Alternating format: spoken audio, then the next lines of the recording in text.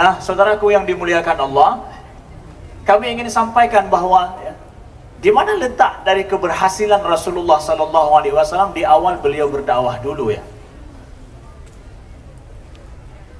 Rasulullah SAW kalau kita lihat Sayyidah Khadijah radhiyallahu anha itu pernah cerita ya, ketika awal Nabi terima wahyu itu ya, ketika awal Nabi terima wahyu, Rasulullah merasa khawatir dan takut ya.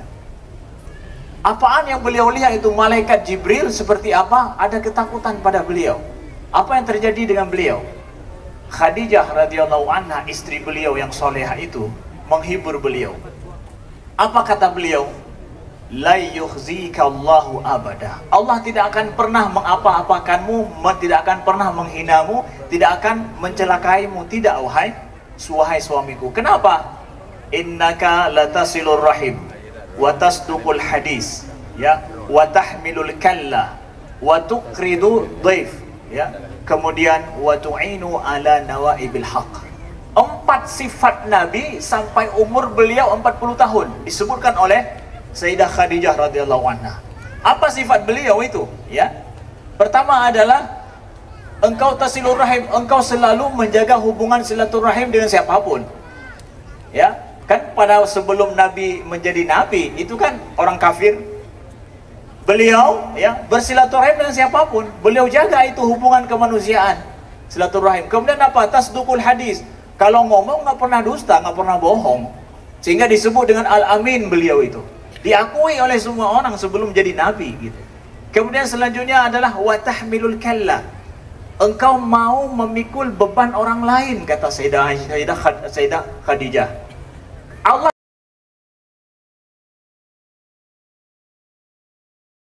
tidak akan menghinamu wahai suamiku. Kenapa?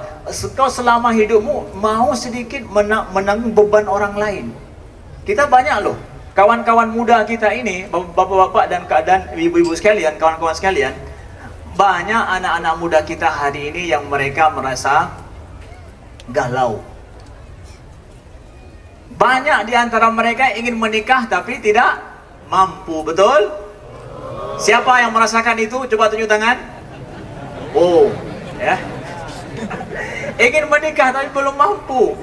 Mau cari duit tapi belum punya skill. Senasib berarti kita. Senasib. Ya.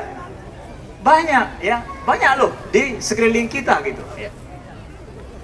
Tapi ada nggak yang mau memikul sedikit beban mereka, memikirkan sedikit beban mereka? Nabi gaya hidup beliau seperti itu sebelum jadi nabi itu ya. Kemudian beliau apalagi waktu kridu dhaif, beliau memuliakan tamu beliau. Nah, ini yang pada saat ini kita ya, tamu ya, kadang kurang kita muliakan, bahkan guru kita kurang kita muliakan. Padahal kadang kita undang sebagai tamu kita, mengajarkan kita, tapi kemuliaan kurang kita jaga. Lalu kemudian kata Sayyidah Aisyah lagi apa? Sayyidah Khadijah, wa tu'inu ala nawaibil haq, dan kemudian engkau selalu mensupport, membantu event-event yang baik. Nawaib itu hadisah. Kalau kita terjemahkan sekarang mungkinlah event. Ada event-event baik, nawaib, hadisah yang baik dan benar, berguna bagi orang, engkau selalu akan support. Contohnya pernah terjadi perang antara suku. Nabi mendamaikan. Kalau perang nggak mau ikut, tapi proses damai beliau mau ikut. Ya, sesuatu yang baik itu Nabi support selalu. Itu gaya hidup beliau sebelum datang Islam bahkan. Itu sifat beliau. Maka saudaraku yang dimuliakan Allah, kita ingin dakwah ini adalah modelnya sentuhan keakraban ini, sentuhan kemanusiaan ini yang harus kita jaga dengan baik, yang merupakan inti daripada ajaran Nabi Muhammad SAW. Datang seorang Arabi, Nabi sedang duduk di masjid, ya, Nabi sedang duduk di masjid tuh, ya, kawan-kawan, ya.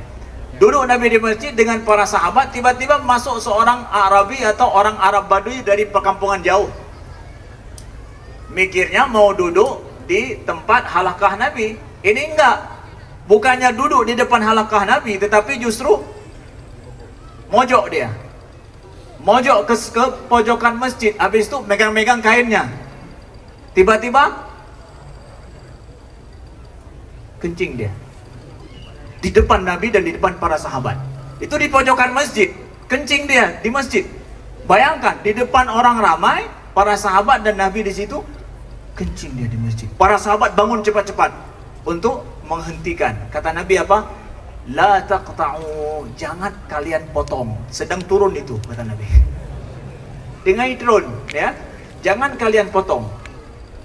Biarkan, kata Nabi. Lalu kemudian kata Nabi apa? Ya. Ambil satu baki air, kemudian siramlah di tempat dia kencing itu. Setelah itu Nabi panggil dia, kemari. Inna hadzal masjid la tubna li hadza wa innama tubna lis-shalah wa qiraatil Qur'an. Masjid ini itu enggak dibangun untuk yang model begitu, kata Nabi, tapi untuk baca Quran, untuk salat dan untuk baca Quran. Ya. Hana Nabi pegang, hai. Paduk ke nyo paduk kata mau tiga ka kayak kena laju. Ka katoi, ya. Makanya banyak sekarang yang ikut perangai ini nih, hari ini. Iya Ustaz, iya, saya kasih tahu aja begini. Naik L300. Bang, pedang bang mati tiat. Pakan, toknya tiat. Nah, bahana. Nya dah pegang abang apa saja, baik itu boleh kau. Jadi, helal dong, pegang ni pedang tiat bang masjid ke pun, jatuhnya tiat. Dia toknya kan, bang masjid. Buang air kecil di masjid boleh? Enggak boleh, di WC boleh, di masjid jangan. Yang nak ikut angka-angka Arab Badui becut. Ya. Nah, kawanku yang dimuliakan Allah, apa yang terjadi dengan Arabi ini? Setelah dikasih tahu Nabi hanya dengan 2 potong kata saja tuh. Enggak menjadikan dia malu di depan para sahabat, enggak. Cuma 2 aja. Lalu dia ikut sholat asar bersama Nabi, dia wudhu setelah itu sholat asar bersama Nabi. Dia jadi makmum, dia jadi makmum di belakang Nabi. Lalu kemudian ya, Rasulullah sallallahu alaihi wasallam ya, i'tidal samiallahu liman hamidah. Dia pun i'tidal samiallahu liman hamidah. Lalu dia berdoa di situ. Padahal itu enggak ada sunnahnya berdoa besar-besar suara. Dia besar suaranya. Allahumma arhamni wa Muhammadan wa la tarham ma'ana ahada, kata dia. Ya Allah, rahmatilah aku dengan Nabi Muhammad saja. Jangan engkau rahmati satu orang pun daripada orang-orang ini semua. Itu dia selipkan doa di situ. Seperti itu doanya. Itu setelah kejadian tadi, setelah zuhur dia buang air kecil di situ. Kenapa? Para sahabat memandang kepada dia dengan pandangan yang berbeda dengan pandangan Nabi. Pandangan Nabi dan cara Nabi untuk menyentuh dan menegur dia dengan cara yang sangat tidak menyakiti hatinya. Bagaimana itu? Nah, masuk itu semua. Dalam dakwah itu, pola Nabi itu seperti itu. Keakraban beliau bangun. Sentuhan hati itu sangat beliau perhatikan. Makanya kawan-kawanku sekalian, ya, kita ingin mengajak kita kepada kawan-kawan kita yang sama-sama yang muda, ya. Mungkin banyak kesalahan yang mereka lakukan tidak sesuai, tapi bukanlah dengan kita menjudge mereka, langsung menyalahkan. Mungkin mereka belum tahu, ayo ajarkan dengan cara yang baik dan benar, sentuhan hati yang baik. Ya. Justru sebaliknya kita lihat nih Nabi SAW. Nanti masalah milenialnya seperti apa, Ustaz Hanan nanti akan jelaskan. Ya. Muaz bin Jabal, ya. Beliau biasanya sholat bersama Nabi, sholat Isya di masjid Nabi. Lalu kemudian beliau balik untuk sholat di kampung beliau, jadi imam. Bayangkan beliau sholat di masjid Nabi, kemudian balik sholat di masjid kampung beliau, jadi imam. Berarti orang kampung terlambat sholatnya. Udah terlambat sholat Isya, kemudian ketika sholat beliau jadi imam, bacanya apa? Alif Lam Mim Dzalikal kitabu la raiba fi. Surat apa itu? Al-Baqarah. Berapa ayat dibaca? Kalau 2 ayat itu salat tarawih kita. Ini bukan 2 ayat, 1 surat dibacanya. Lalu ada yang salah seorang daripada jamaah Muaz bin Jabal, ya, keluar tidak jadi sholat. Ya, setelah sholat ada yang laporkan kepada Muaz bahwa tadi ada satu orang yang keluar tidak jadi sholat dengan kita. Siapa dia itu? Muaz pernah mengatakan, dalam riwayat dikatakan, itu mungkin saja munafik. Kata Muaz, ya, itu kan sudah menjudge itu, ya, langsung memvonis dia itu munafik, mungkin yang nggak ikut sama kita tuh. Yang hana camang lang golongan tanya munafik tang. Menyahana item dikir dengan tanya munafik sang. Oh, enggak. Tunggu. Ketika sampai kata-kata dituduh munafik oleh Muaz kepada beliau yang keluar itu, beliau ngadu kepada Nabi. Saya nggak mau terima. Mengadu kepada Nabi. Ketika diadukan kepada Nabi, datang beliau, ya Rasulullah, Muaz sholat Isya bersamamu, lalu kemudian pulang ke masjid, pulang ke kampung kami, sholat Isya bersama kami jadi imam. Ketika jadi imam, dia baca Al-Baqarah. Saya capek seharian kerja, pulang, sholat lama-lama, nggak sanggup. Maka saya putuskan sholat, nggak jadi sholat dengan dia. Sholat sendiri langsung saya pulang. Dan dituduh saya munafik. Itu sering kejadian dalam hari-hari kita.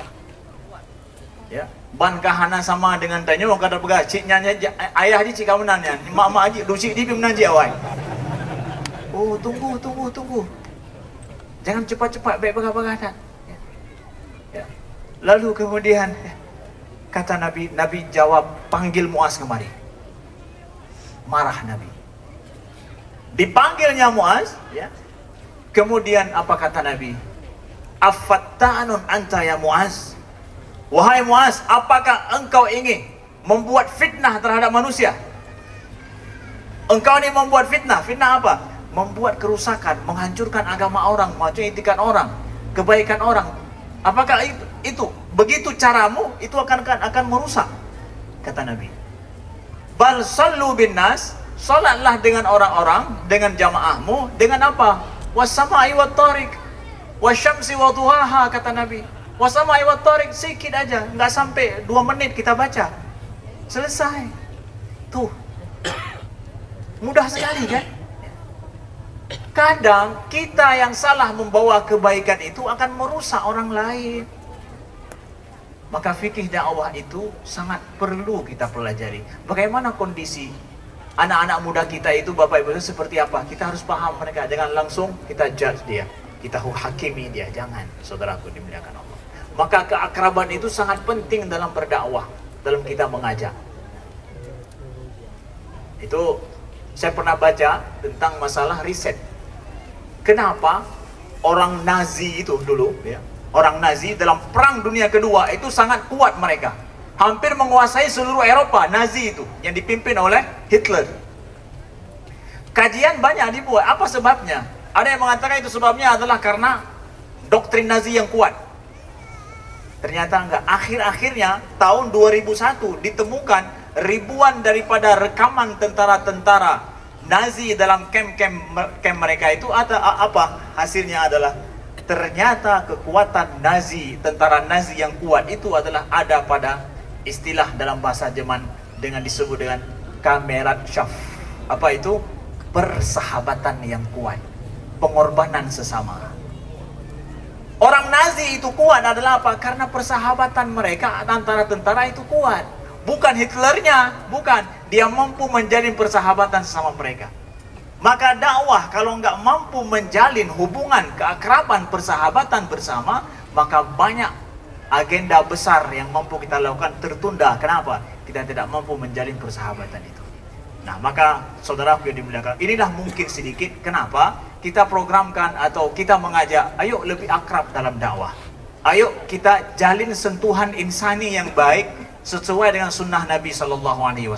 Jangan mudah menjudge orang lain. Ayo berdakwah jangan sendiri-sendiri. Hari ini kita perlu kepada sound, kita perlu kepada lighting, kita perlu kepada ahli yang buat panggung yang kokoh dan kuat, ya. Kemudian perlu ada seni, keindahan di situ. Itu semua perlu kepada kolaborasi bersama. Sekian, terima kasih. Assalamualaikum warahmatullahi wabarakatuh.